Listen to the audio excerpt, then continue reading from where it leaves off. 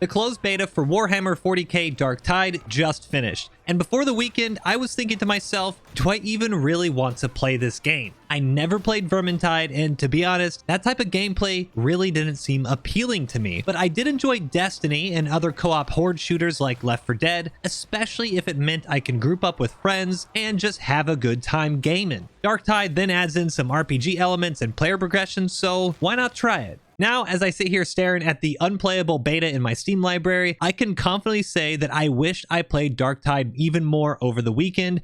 I need it! And I cannot wait for its release next month, which is pleasantly surprising given the lack of good quality shooters out lately. Yes, I'm calling you out, Overwatch 2. So although I had a blast playing Darktide, there are definitely some things that need improving and were frustrating. So I wanted to share my thoughts on the game, what I liked about it, and what are some potential problems I see in the future that may help your decision in purchasing it. First off, the absolute best part of the game is the world. And whether you know of Warhammer or not, you learn very quickly that Darktide is set in a place ruled by crazy zealots who are more than happy throwing bodies at whatever the problem is, and you just so happen to be one of the lucky few chosen for that duty. So before I even started the game, one of the biggest draws for me was the tagline, "Your character, your playstyle." I love RPG elements and character progression in games, so this seemed right up my alley. When you create your character, you get to choose the class first with some details on their key ability, like a massive AoE stun or stabilizing yourself for better shooting, the iconics or passive abilities, their blitz or grenade or stun ability, their aura, how they benefit their teammates, and the unique weapons that they can use. From here, you actually create a background for your character, selecting a homeworld, childhood, what happened to them when they were growing up, and a defining moment that made them the way they are, such as hearing voices in their heads or becoming a part of a cult. You can then customize your character's appearance, add tattoos, scars, and change their height, before eventually selecting a personality, which has its own unique voice actor attached to it. This is simply unacceptable. I am a chosen emissary of the master of mankind. Life without faith is mere existence beneath the all-consuming shadow of heresy. Without hope, there is no purpose to revenge. Without justice, the wounded perish and wicked prosper. For what is there to prevent these things?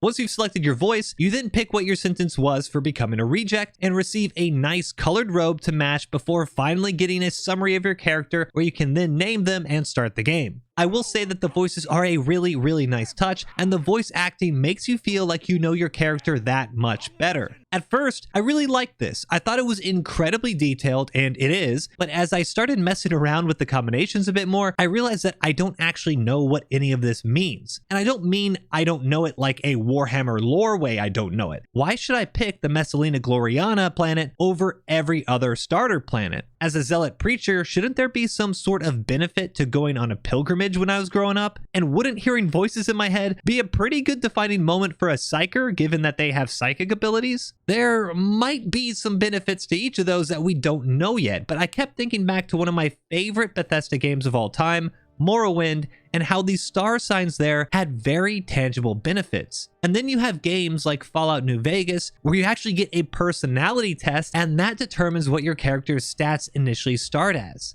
Now, I know these are more RPG games than what Darktide is trying to be, but if we're going to go full into this crazy backstory on what planet you came from, and if you were an algae farmer as a kid, at least let it mean something. After multiple combinations, I found myself simply auto-clicking next when I was creating other operators, since it didn't seem like it mattered at all. And if these choices do matter, Darktide should do a better job at telling the player why they matter. I also really didn't like a lot of the customization options when it came to things like tattoos. There was a weird, upper pelvic one that said honor, which just seemed kind of out of place, and then a neck tattoo which said purge, and it just kind of reminded me of that damage tattoo on the Joker from Suicide Squad, where I just looked at it and said, okay, really? You're gonna, okay, all right, sure. And another hilarious thing is that when making my first character, I actually randomized his name and it landed on Dickett. This was a completely generated name by Darktide. So obviously, if your character is given such an amazing name, you have to go with it. How could I not go with Dickit if I land on Dickit? Well, when I went to finally click finish on the character and get the game started, the game crashed. Now, I've heard a lot of people saying that the game just tends to crash, so I thought it was a normal crash since it's a beta. So I remade everything, and then I got to the end of the name typing area, and I personally typed in Dickit for his name and got this error because this name was, surprise, not appropriate, which is just hilarious now. After a minute of selecting randomize, I landed upon Dickit once more in the randomization and pressed confirm, only to get another crash. So yeah, the game both wants you to play as Dickit, but also has some game-breaking error if it tries to bypass the name filter since it gave you that randomized name. I don't really know what this is all about, but it's absolutely hilarious, and I couldn't believe a name that the devs included was actually sabotaging the game's stability. After customization, there's a nice tutorial, and the basic one helps you get your bearings, while the more advanced one familiarizes yourself with a bit more advanced combat. These were engaging, short, and to the point, and I felt like I had a good grasp on the mechanics getting into the actual game. Now enter the social hub. The social hub reminds me a lot of Destiny, where you can run around, purchase weapons, interact with various NPCs, and check out the mission terminal while other players run around as well. And I'm guessing there will be a lot more to do when the game is out of beta. It's a fairly small area, and I think that's a good thing since if you make it too large, it could feel really empty. I will say that it seemed not completely done in the sense that, unless I completely missed it, I couldn't pose with any weapons. A lot of the areas were just empty. I couldn't do any emotes or anything like that, and the only way I could get into customization to inspect a weapon or piece of armor was to press escape and then customization. I personally don't care about any of this type of stuff, but I know a lot of people absolutely love that type of aspect when it comes to Destiny. Being able to show off your character, emote around with people, that is engaging content for them, and I just didn't see it in Darktide. I'll also say that these menus did feel very, very clunky, and it just seems like a common thread in modern gaming where you simply make the game's UI look like it's made for console, which as a PC player feels really, really not good. Now, when you're in the hub, you'll head over to the mission terminal and select a mission to get started. I really liked how this was set up, as you see the hologram of the city in the background with the various zones and their unique objectives spread throughout. You can select these individually, and if you do, you'll see the rewards below and the difficulty level in the bars beside it. Certain missions are locked out based on your level, and if you don't really care about anything in particular, you can simply jump into a matchmaking session, which will either put you in a new mission or one in progress that has a slot free. I really like this feature, and players drop in and being replaced by bots and vice versa was actually really seamless, and I never felt like I was being punished because someone left the party, since the bots seemed quite capable. The missions themselves are intense, to say the least, and after a slow start, you're soon overwhelmed and swarmed with enemies as you frantically slash, charge, and explode your way through the zone. There are times where I was just straight up smiling and laughing as the absolute chaos around me got crazier and crazier the further into the mission we went. And while this is going on, you have this incredible soundtrack in the background. Data stream, acceptable quality. Shut up!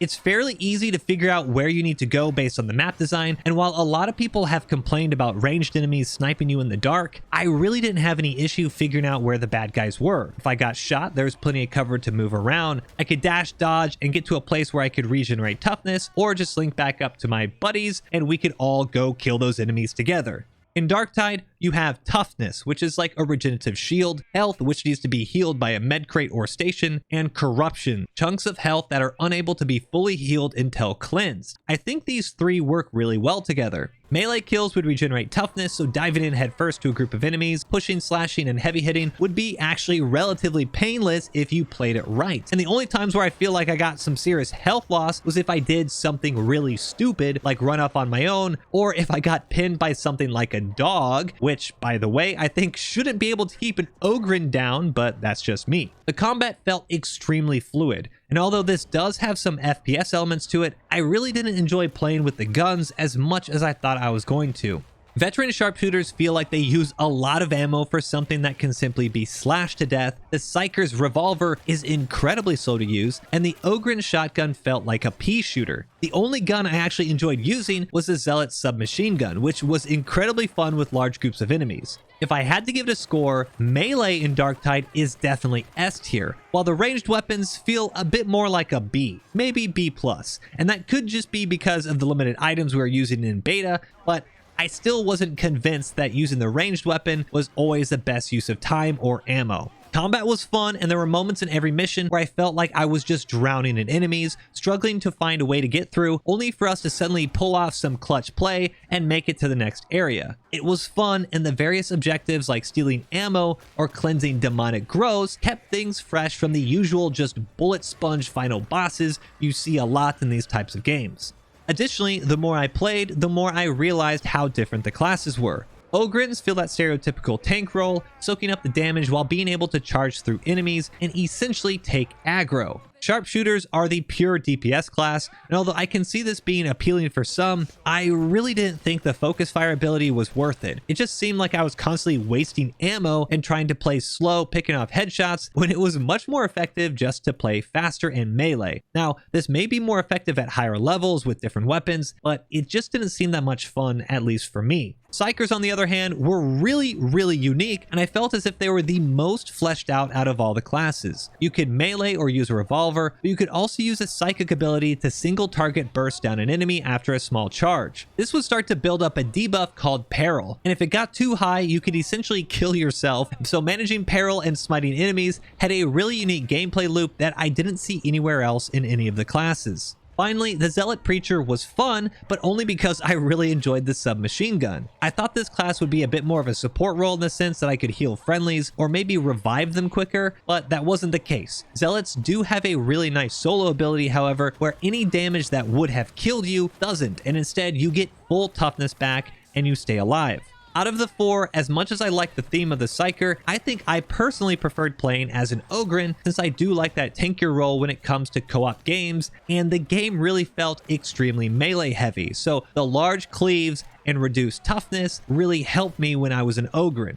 I do think there should be a few more flavor type abilities to flesh out the roles a bit more, but I could still tell each one had their own unique playstyle, and I think players will be able to find a good fit in at least one of these roles. The only time I did die, and the only time we got wiped as a group, was when I noticed nobody was sticking together and we didn't have an Ogryn. With no real tank and a bunch of solo players, you definitely felt like you were going to be overwhelmed, and we eventually succumbed to the zone. It's an experience that a lot of people need to have in order to learn to not only to work together, but if you're playing with friends in a party, do make sure you have that diverse group to take advantage of all four class abilities. At the end of the mission, you'll get experience in Ordo Dockets, the in-game currency, and if you find any plasteel or diamantine throughout the instance, it'll tally those here as well. Leveling up, you will get a scavenged weapon, and I don't know if I missed this or perhaps it just wasn't explained, but I had no idea there were secondary objectives. I don't know what a hazard is, and I could never find out more information if these things were included at the moment. Sometimes we got points for doing the secondary mission, sometimes we didn't. But as a whole, I did really love these missions. And with a little bit more indication on how to improve on them, I can see myself trying to find all the in-zone pickups, max out the possible kills, and then try to do some of the hardest zones with no deaths in the party. The replayability is incredibly high, and I had way more fun than I thought I was going to. Now for the bad. I absolutely hate how Darktide does weapon stats. After my first couple missions, I was given 2 new primary clubs for leveling up. So I had 3 different versions of the same thing, which by itself is actually not an issue. I am perfectly fine with that type of mechanic. But when I wanted to compare these to something that wasn't the same weapon, I had no idea what any of these stats down here actually meant. I wanted to buy this 130 rated cleaver, but when looking at the stats, I have no idea what they are. There's no numbers on these bars, and I just have to eyeball it if I wanted to compare to another item. I actually brought up paint, would screen cap one item, post it on Paint, then screen cap the other so I could line up the bars and see which one was bigger than the other. But now looking further into it, aside from just the bars, if this 130 cleaver's only benefit over the 119 rated cleaver is the cleave damage, what is the actual DPS difference? Does the 10% damage to unyielding enemies overcome the lower overall damage of the 130 rated cleaver? Does a Krork Mark IV actually perform better because it has better pin, meaning that it also has higher DPS against armored targets? I have no frame of reference for what any of these stats mean, but I want to know. Numbers instead of bars would be much better for comparison, and mouse over tooltips to explain what exactly these stats below do would be very much appreciated. In RPG games and world building progression type games, I want to know how powerful my character can be and how powerful the weapons or armor he's going to use. Additionally, if I were to mouse over something in the shop, a little box or some other way to compare my currently equipped item would also really help, since I had to keep exiting out and inspecting my own equipment in order to figure out what was better. And at the end of it all, I just closed the shop because I got too frustrated and went on with my regular weapon to the next mission. Between the social hub, comment missions, and rewards, that was really my only real complaint. So although that was extremely annoying, it actually didn't take away from the overall experience. Now, from the intro, when you first boot the game up, through the character selection, up into the social hub, and of course while you're playing the missions themselves, everything in Darktide just feels right.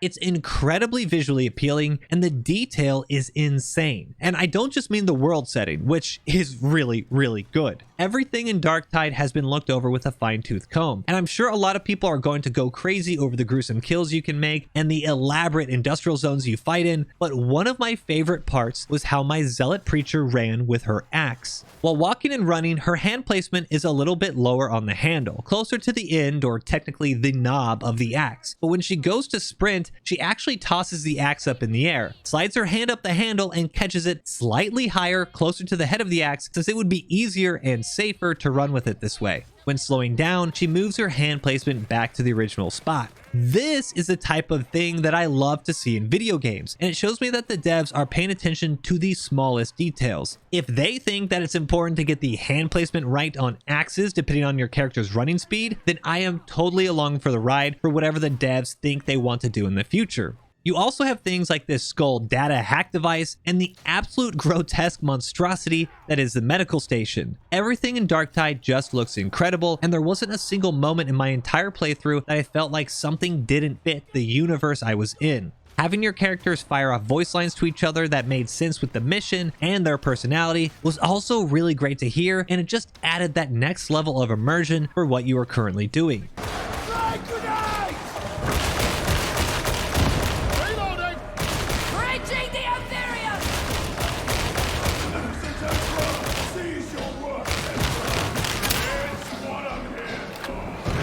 Now, there are some less exciting moments, like when your players are in elevators and they just kind of vibrate up and down awkwardly, or when they contort their body in a way that just looks weird and unnatural, but it happens so infrequently that I don't really have a problem with it. People have also complained about graphics problems like hitching and low FPS, but I didn't really have any issues with that, aside from, strangely, the tutorial and the end of game experience reward section where you just get the overview of what you did in that mission. So perhaps at least a 2070 Super should be good enough to make your game look pretty, since everything here was actually only on medium settings and I was still absolutely blown away by the graphics. Overall, I was pleasantly surprised with Darktide, and my only main concern and hesitation from saying this is a total buy is what they want to do when it comes to monetization. There will be premium currency, which at the moment seems to only lock out certain cosmetics. Many people are also used to seasons and battle passes, so personal opinion here, hopefully Darktide doesn't follow that same path and create some insane grind